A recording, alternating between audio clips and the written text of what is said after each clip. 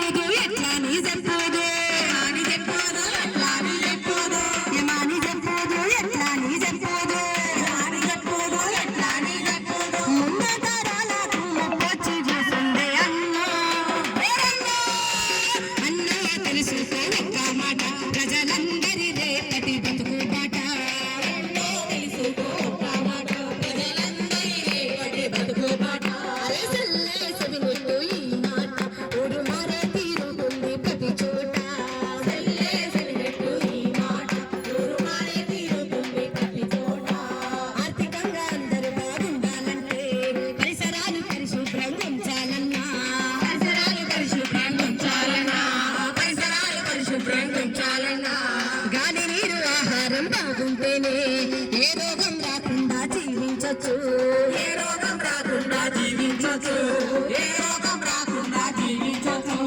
అందుకని మనమంతా మొక్కలను నాటాలి, నీళ్ళను పొదుపుగా వాడి పిల్లలకు అందించాలి, ఎక్కడైన తిండి తిని సత్తంగా బతకాలి. అన్నో తెలుసుకో ఒక్క మాట, ప్రజలందరి రేపటి బతుకు బాట.